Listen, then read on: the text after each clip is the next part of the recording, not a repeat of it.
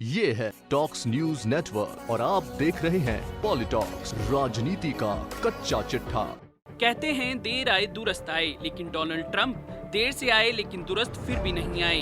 जी हां, आखिरकार अमेरिका के राष्ट्रपति डोनाल्ड ट्रंप ने एक बयान देकर जो बाइडेन को अमेरिका की सत्ता सौंपने को भले ही राजी हो गए हों, लेकिन डोनाल्ड ट्रंप अब भी अपनी हार स्वीकार करने को राजी नहीं हुए हैं। अमेरिका के संसद भवन में घेराव के बाद हुई हिंसा के बीच राष्ट्रपति डोनाल्ड ट्रंप सत्ता हस्तांतरण के लिए तैयार हो गए हैं। बता दें, अमेरिकी सीनेट में अमेरिका के नवनिर्वाचित राष्ट्रपति जो बाइडेन को 306 इलेक्टोरल कॉलेज वोट मिले हैं, जो बहुमत से ज्यादा हैं। राष्ट्रपति बनने के लिए 270 वोटों की जरूरत होती है।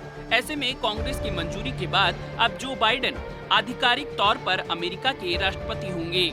वहीं अमेरिकी सीनेट में हुए इस फैसले के बाद राष्ट्रपति डोनाल्ड ट्रंप ने एक बयान जारी करते हुए कहा कि 20 जनवरी को कानून के मुताबिक जो बाइडेन को सत्ता का हस्तांतरण किया जाएगा। लेकिन इसके साथ ही डोनाल्ड ट्रंप ने यह भी कहा कि वो चुनावी नतीजों का समर्थन नहीं करते हैं, लेकिन इसके बावजूद सत्ता को जो बाइडेन को सही तरीके से सौंपेंगे।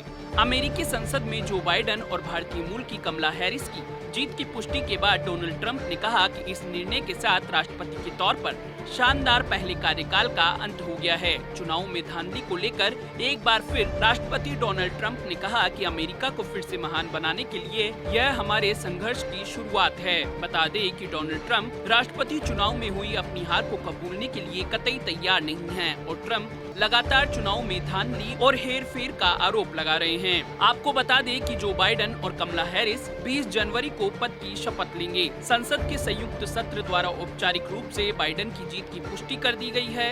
इससे पहले वॉशिंगटन स्थित कैपिटल हिल में डोनाल्ड ट्रंप के समर्थकों ने जबरदस्त हंगामा किया। लंबे संघर्ष के बाद सुरक्षा बलों ने इन्हें बाहर निकाला और कैपिटल हिल को सुरक्षित किया। वॉशिंगटन की हिंसा में अब तक 4 लोगों की मौत की पुष्टि हो पाई है। कैपिटल हिल पर हुई इस घटना ने दुनिया भर में लोकतंत्र को शर्मसार किया है। दरअसल कैपिटल हिल में इलेक्टोरल कॉलेज की प्रक्रिया चल रही थी। इसी दौरान हजारों की संख्या में वहां पहुंचे डोनाल्ड ट्रंप समर्थकों ने वॉशिंगटन में मार्च निकाला और कैपिटल हिल पर धावा बोल दिया। नवनिर्वाचित राष्ट्रपति जो बाइडेन और पूर्व राष्ट्रपति बराक ओबामा ने प्रदर्शन की निंदा की, साथ ही इसके लिए उन्होंने डोनाल्ड ट्रंप को जिम्मेदार ठहराया। इस घटना की जहां चारों तरफ दुनिया भर में निंदा हो रही है, तो वहीं दूसरी तरफ चीन में इसका जमकर मजाक उड़ाया जा रहा है। चीन की सरकारी मीडिया ग्लोबल टाइम्स ने एक वीडियो ट्वीट करते हुए कहा कि स्पीकर पेलोसी ने हांगकांग में प्रदर्शन को सुंदर नजारा करार दिया था। यह आगे देखना होगा कि क्या वह कैपिटल हिल में हुई हिंसा के बारे में भी यही कहेंगी।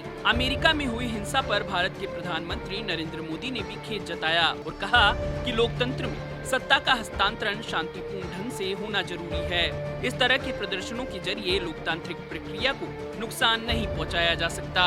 पॉलिटॉक्स ब्यूरो, दिल्ली। ये है टॉक्स न्यूज नेटवर्क और आप देख रहे हैं पॉलिटॉक्स, राजनीति का कच्चा चिट्ठा।